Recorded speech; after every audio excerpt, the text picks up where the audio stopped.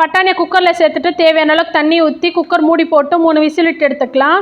இப்போ தண்ணியை எடுத்து வச்சுட்டு மிக்ஸி ஜாரில் ஒரு கைப்பிடி அளவுக்கு புதினா இலை, கொஞ்சமாக கொத்தமல்லி, காரத்துக்காக 3 பச்சை மிளகா உங்கள் காரத்துக்கு நம்ம நீங்கள் சேர்த்துக்கோங்க, கொஞ்சமாக இஞ்சி, இது கூட 5 பல் பூண்டு, ஒரு மீடியம் சைஸ் தக்காளி, இது நைஸாக அரைச்சி எடுத்துக்கலாம்.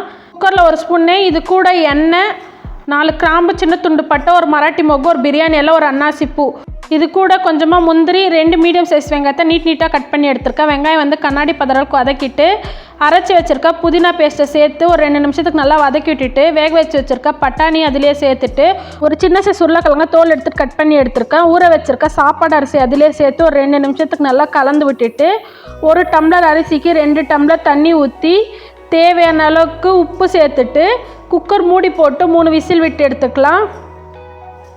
3 விசில் வந்து ப்ரெஷர் இறங்கிடுச்சு. புதினா புலாவ் ரெடி ஆகிடுச்சு.